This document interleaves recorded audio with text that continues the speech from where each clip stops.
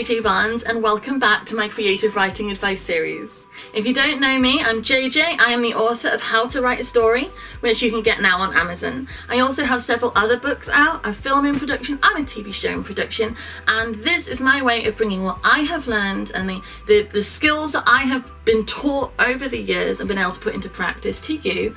I'm hoping to help make us all better and more confident writers and get more stories into the world. And I'm hoping yours will be one of them.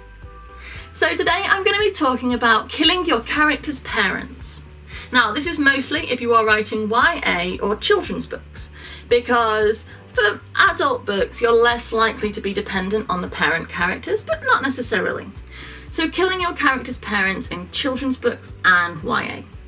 Now, this is going to sound kind of brutal because you're writing for kids or young people, and losing your parents for many of us is one of the biggest fears. And I'm 34 and I still dread it, and it still bums me that that's going to happen to me, and I worry about it.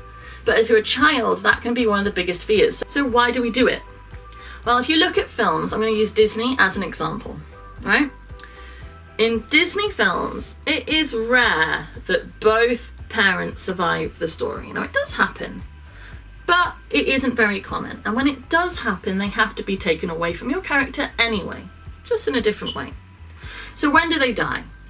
In Lion King, Mufasa dies. In Cinderella, she is orphaned. In Snow White, her father dies, leaving her with her wicked stepmother. In Finding Nemo, Nemo's mother dies at the very, very beginning. Obviously, in Bambi, the mother dies. This is a pattern that is over and over and over and over and over again. And there is a reason. It is also kind of brutal that we do it to kids so much, but as well as to tug at the kids' heartstrings and make them have the emotions we like our readers and viewers to have in stories, there is a technical reason for it. In story, parents represent a safety net. Parents are protection. Parents are a buffer from the cruelty of the world. Now, if we're lucky in real life, that is what our parents are, and that is what I want to be for my kids.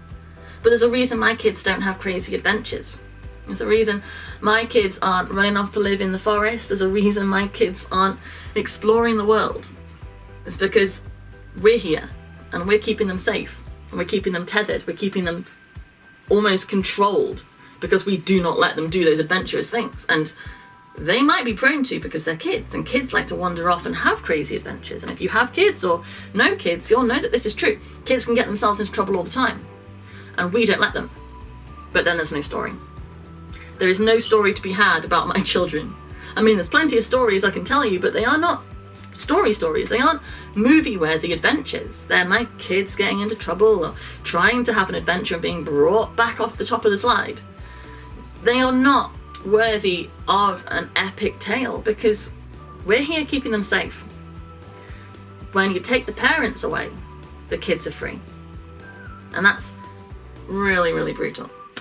But if you look at Frozen, Anna and Elsa, until Anna and Elsa's parents die, Elsa is being kept locked in her room, safe, gloves on, can't hurt anyone.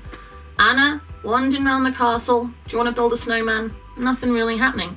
You don't start the story then, because the parents are there keeping them safe. And then the parents die, go off in their boat and die.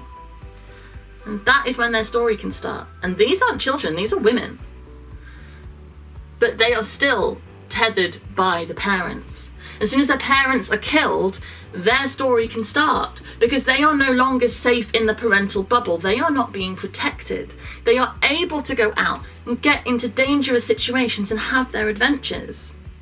If that didn't happen, Anna and Elsa would have been kept safe.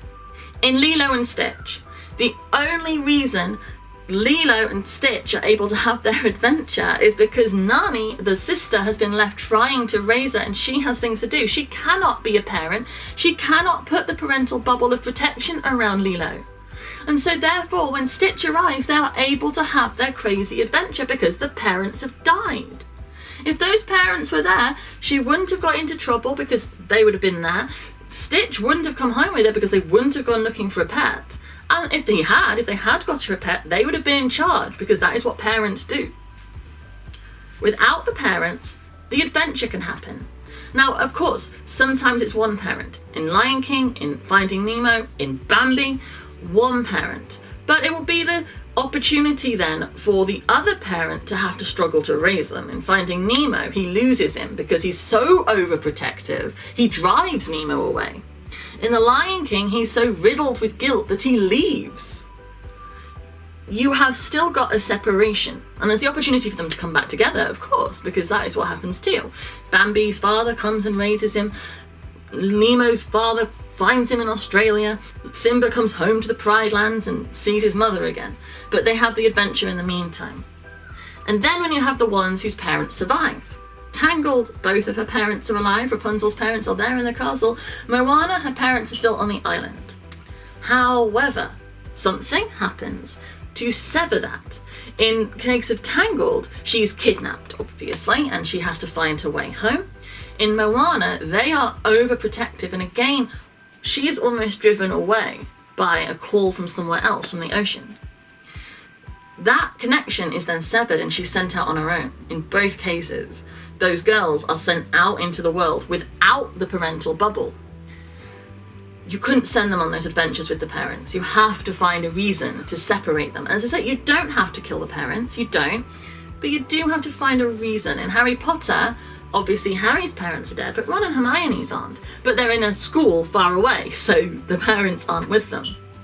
Which I think is partly why boarding schools are so popular in kids' books, whereas they're very uncommon in actual life. You don't have many boarding schools. But in fiction, it's boarding schools because then the parents aren't there. And that's in Enid Blyton all the way through. Like, the parents are kept away from the kids so the kids can have their adventures.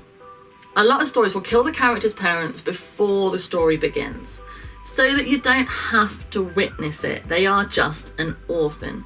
They are Cinderella up in the attic with the wicked stepmother below. They are Snow White living in the castle with the wicked stepmother. I mean, wicked stepmothers come up a lot, and I'm a stepmother, so we can talk about that too. But that way the kids don't actually have to go through the brutal pain of seeing the parent die, because, as I say, that is a nightmare scenario for a lot of kids. But sometimes, because we as writers are emotionally brutal, for want of a better expression, and we kind of feed off our audience's pain, and don't feel guilty, I do it too. We like to have an emotional response in our audience. It means our story is working. It means we're making a connection. So sometimes you do show the death and let the parents die in front of both the character and the audience. I'm not against it. I think it's incredibly cruel, but I also quite like that because, yeah, gets the feelings out. But it's really up to you if you do that. I just like the emotional devastation of story power. But I do. So the wicked stepmother character, I will finish on this point because I do think it's relevant. The wicked stepmother, and it's always a stepmother, which is incredibly sexist. What about wicked stepfathers? But anyway, I'm a stepmother and I'm not wicked, so I'm just going to gloss over that. The wicked stepmother. Because if you kill both parents, you still need them to either have a parent who is raising them in some way or deal with the fact that they are alone, Oliver Twist style. And then, again, there needs to be some kind of adult, because unless it's a short-term adventure, when they are without an adult, if they are just living without an adult, there needs to be somebody responsible for them because they're a child most of the time, or at least representative of a child. But if you're having a short-term adventure, you can do it. But if you're doing a long-term orphaned child, the wicked stepmother acts as a way that you can see how that kid has survived for this long, alone, because they need to be fed and homed, but they still act as not enough of a parent that the child leaves or has their adventure. If Snow White's wicked stepmother, the evil queen, was actually a loving stepmother who cared for the child she'd raised and loved her and did the best for her, she would then obviously not be out in the forest living with dwarves. So the wicked stepmother is a way of bridging the gap between an orphan who would probably have died if just abandoned by both parents and left to spend for themselves in the middle of the forest in childhood, and still allowing them to have their adventure. So that is what you use a wicked stepmother for. If the wicked stepmother was just a good stepmother, the adventure would still not have happened. So killing your character's parents. If you don't do it, you still have to sever them from their parents, because without the parents, their story can happen, their adventure can happen. The story won't start until they are separated from their parents. Nemo's story doesn't start until he swims away from Marlin and goes up to the boat. Anna and Elsa's story doesn't happen until their parents die and Elsa has to be crowned queen. This is time and time again, story after story after story. If it's YA or children's stories, your parents have to be taken from your protagonist, or their bubble of protection is too strong and they will not have their adventure. Thank you very much for watching another one of my videos.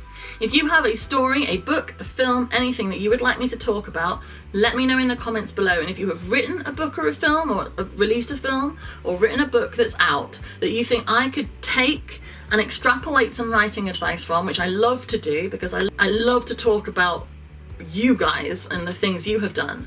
So let me know in the comments below, hit me up with some links and I can get your book or film and read it and take something from it that hopefully will be helpful to other people. Don't forget to subscribe to my channel. I'm trying to bring you writing advice 3 times a week on a Monday, Wednesday and Friday at 9:30 in the morning, but my entire back catalogue of writing advice is always available, so go through it and find what's relevant to you.